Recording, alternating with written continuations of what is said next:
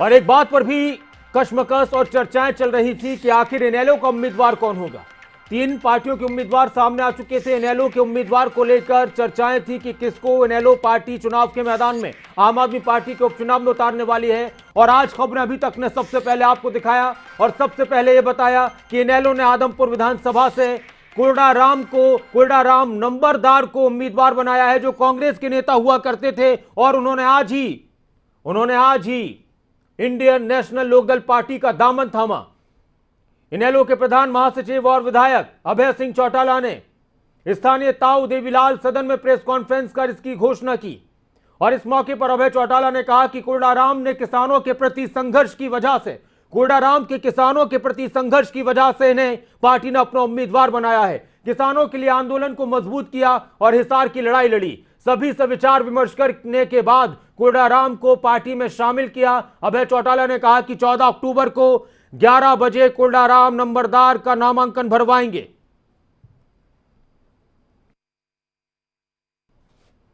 चौधरी देवीलाल जी की नीतियों में अपना विश्वास व्यक्त किया और इन्होंने कल जब अपना फैसला किया और उसके बाद जब मेरी इनसे मुलाकात हुई तो इन्होंने स्पष्ट किया था कि मैं पार्टी की सेवा करने के लिए आया हूं। मैं पार्टी मुझे जो जिम्मेवारी सौंपेगी उस जिम्मेवारी को निभाऊंगा।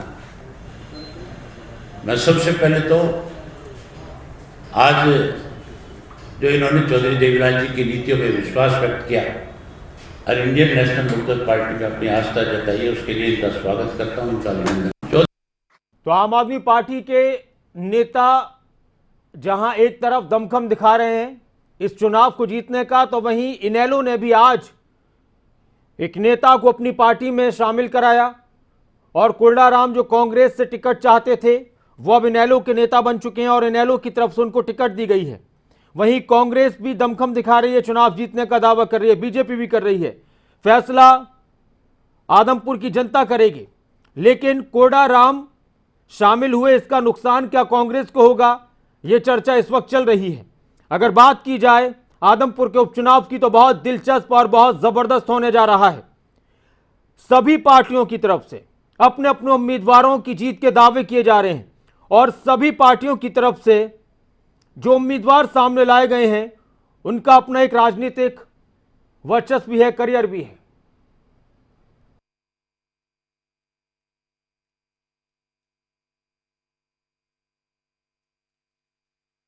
जाए इंडियन नेशनल लोकदल पार्टी की तो इंडियन नेशनल लोकदल पार्टी ने कोडाराम को अपना उम्मीदवार बनाया है और इसके जरिए अपने आप को मजबूत करने की कोशिश इंडियन लोकदल पार्टी भी करने वाली है। इस आदमपुर उपचुनाव को जीतकर इंडियन नेशनल लोकदल पार्टी का कहना है कि यहां के लोग सभी पार्टियों को बताएंगे कि किस तरह से सभी से वो तंग आ चुके हैं। और अभय चौटाला ने कोडाराम को शामिल कराते हुए कहा कि इनका किसानों के लिए बहुत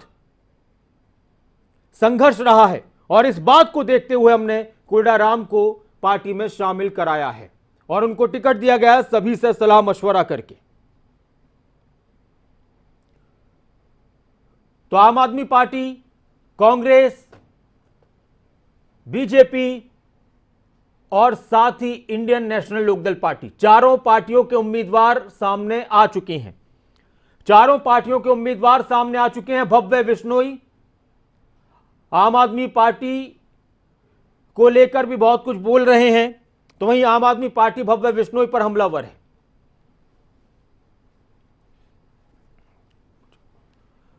तो चारों पार्टियों के उम्मीदवार सामने आ चुके हैं। भव्य बिश्नोई बीजेपी के उम्मीदवार, जयप्रकाश उर्फ जेपी कांग्रेस के उम्मीदवार, सत्येंद्र सिंह आम आदमी पार्टी के उम्मीदवार और कोडाराम नंबरदार इंडियन नेशनल लोकदल पार्टी के उम्मीदवार। ये जो चुनाव है आदमपुर का, इस चुनाव के जरिए हरियाणा में सभी पार्टियां ये दिखाने की कोशिश करेंगी कि जनता के बीच उनकी स्वीकार्यता बरकरार है। और हमारे साथ इनेलो के प्रधान महासचिव और विधायक अभय चौटाला जी जुड़ चुके हैं। नमस्कार अभय चौटाला जी, स्वागत है खबरें अभी तक। नमस्कार, क्या हाल है आसिफ साहब? जी कैसे हैं आप सर? मैं ठीक हूँ, आप जी ठीक हो? सर, मैं बिल्कुल बढ़िया। और किस तरह से देखते हैं आदमपुर की लड़ाई को? इनेलो के सामने कौन कौन सी चुनौतियां हैं और इनेलो का पक्ष कहां कहां पर मजबूत है?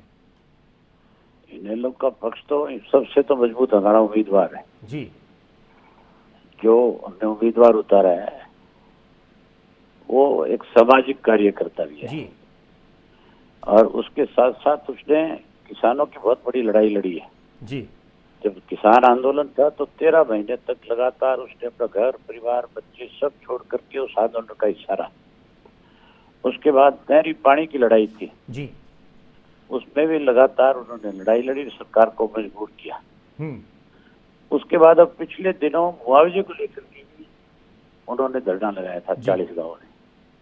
उसकी अगवानी भी हमारे उम्मीदवार ने करी और उसमें भी सरकार को मजबूर किया, सबको मुआवजा दिलवाया।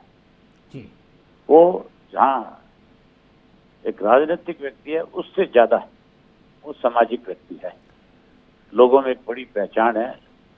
उन्होंने राजनीति से ऊपर उठ करके किसानों की, मजदूरों की, गरीब की, कमेरे की लड़ाई लड़ने का काम किया। लेकिन अभय जी, एक बात ये भी चलिए राजनीतिक गलियारों में कि एक बाहर के व्यक्ति को पार्टी में शामिल कराया और उनको टिकट दे दिया।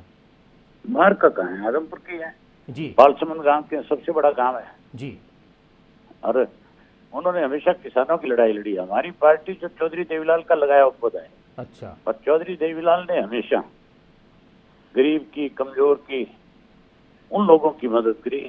और उन्होंने ये सिखाया हमें कि जो संघर्षशील व्यक्ति है, जो लोगों के लिए लड़ता है, ऐसे लोग किसी भी पार्टी में आते हैं, अगर उनकी कहीं कोई अनदेखी करता है, अगर वो आपकी नीतियों में, आपकी पार्टी में विश्वास और भरोसा जताता है, जी तो उसको सम्मान दो, उसको इज्जत दो। उन्होंने हमारी पार्टी में चौधरी देवीलाल की नीतियों में भरोसा जताया। जितने दिन वो कांग्रेस में रहे, जी कांग्रेस में रहते हुए भी उन्होंने कभी चौधरी देवीलाल की या इंडियन नेशनल लोकदल पार्टी की आलोचना नहीं करी। उन्होंने हमेशा उस संघर्ष को यही कहा कि इंडियन नेशनल लोकदल पार्टी जो है वो किसानों की पार्टी है, वो आम आदमी की पार्टी है। अभय जी, आदमपुर को लेकर कुलदीप बिश्नोई ये कहते हैं कि आदमपुर के लोगों के लिए भजनलाल परिवार ही सब कुछ है और भजनलाल परिवार के सामने दूसरी पार्टियां होती हैं, लेकिन चुनते वो भजनलाल परिवार को हैं, कुलदीप बिश्नोई को हैं। जो कुलदीप जी ये बात कह रहे हैं, जी उनके फादर 13 वर्ष तक चीफ मिनिस्टर रहे, और आज वो ये कहते हैं कि मैं इसलिए बीजेपी में गया हूँ कि आदमपुर पिछड़ा हुआ है। जी तो फिर 13 वर्ष मुख्यमंत्री रहते हुए उस इलाके का कल्याण नहीं कर पाए, वहां लोगों को पानी नहरी नहीं दे पाए, वहां पीने के पानी की व्यवस्था नहीं कर पाए, वहां पे सड़कें नहीं दे पाए, वहां बिजली नहीं दे पाए, तो फिर सत्ता में रहते हुए कुछ नहीं कर पाए। आज वो क्या करेंगे? वो तो लड़ाई हमेशा एक ही बात कह करके लोगों से वोट लेते रहे हैं जी कि मैं पहले तो चौधरी भजनलाल के दाम पे ये था कि चौधरी भजनलाल चीफ मिनिस्टर बने। जी फिर उसके बाद उन्होंने कहा कि हमारी लड़ाई चीफ मिनिस्टर की है। कुलदीप जी ने हमेशा वोट मांगा यही कह करके कि आप मेरे को जिता करके भेजो, मैं चीफ मिनिस्टर बनकर के आऊंगा। वो तो लोगों में भ्रम पैदा करते थे। अब तो उनकी लड़ाई चीफ मिनिस्टर की रही नहीं। अब तो कुलदीप जी तो राजनीति से बाहर हो गए। अब तो केवल अपने बेटे को स्थापित करने के लिए किसी तरह राजनीति में उनकी जगह बढ़े। कल उनका एक बयान और आया था अभय जी कि अब 3 लोगों की मजबूती एक साथ हो चुकी है, खुद भजनलाल परिवार, बीजेपी और जेजेपी भी उनके साथ वहां पर चुनाव लड़ रही है और गठबंधन का धर्म निभाने की बात कर रही है। लोग पूछेंगे इनसे कि तुम चौधरी देवीलाल की फोटो लगा करके वोट मांगने वाले लोग हो जी, और चौधरी देवीलाल की सत्ता से 2 दफा कुर्सी चौधरी भजनलाल ने छीनी थी। अच्छा, उनके साथ उनकी पार्टी में रहते उनके साथ दगा किया था। लोग पूछेंगे इनसे कि क्या जिन लोगों ने आपके साथ दगा किया आज तुम्हारी मजबूरी बन गई या आज कोई और फैसला हो गया आपका उसमें? अबे जी, एक और सवाल आम आदमी पार्टी को लेकर भी। आम आदमी पार्टी के नेता ये कह रहे हैं कि हम आम आदमी पार्टी को जिताकर हरियाणा से अपनी मजबूती की शुरुआत करेंगे, सुशासन की शुरुआत करेंगे। हरियाणा प्रदेश के लोग जो है एक ही सवाल पूछते हैं इनसे कि एसवाईएल के ऊपर आपका क्या स्टैंड है? जी, हरियाणा के लिए एसवाईएल जीवन रेखा है और ये आदमपुर का जो इलाका है यहाँ तो पानी की सबसे ज्यादा कमी है। यहाँ ये क्या कहेंगे? पंजाब में इनकी गवर्नमेंट है, वहां का चीफ मिनिस्टर तो कहता है 1 बूंद पानी नहीं दूंगा। और वो प्रचार करने भी आएंगे अब भगवंत मान यहाँ पर। प्रचार करने आएंगे तो लोग पूछ लेंगे, जी लोग पूछेंगे, ये सवाल पूछेंगे कि आप यहाँ आकर के प्रचार कर रहे हो, आप ये बताओ पहले कि जो हमारा हिस्से का पानी है वो कैसे मिलेगा हमें। अच्छा, अभय जी, चुनौती कौन है इनेलो के लिए? किसको बड़ा आप अपना कॉम्पिटिटर मानते हैं? अभी चुनाव की शुरुआत भी दी हुई है, अभी तो नॉमिनेशन फाइल हो रही है जी। ये सब चीजें आप देखना दिवाली के बाद क्लियर होगी। आप कल जाएंगे खुद चुनाव नॉमिनेशन के लिए, करवाने के लिए? मैं कल जाऊंगा जी, नॉमिनेशन फाइल करवाऊंगा कल जाके। बहुत बहुत शुक्रिया खबर अभी तक के साथ जुड़ने के लिए अभय चौटाला जी।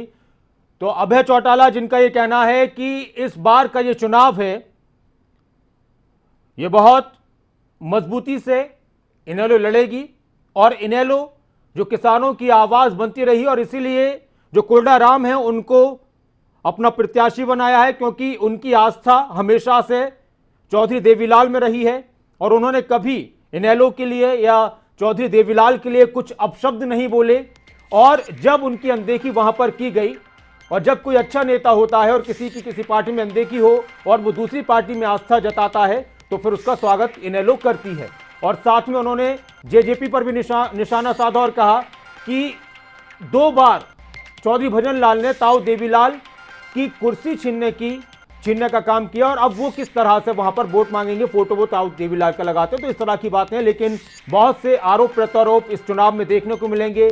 एसवाईएल का मुद्दा भी गूंजने वाला है, तो बहुत कुछ इस चुनाव से तय होने वाला है हरियाणा की आने वाली सियासत के लिए।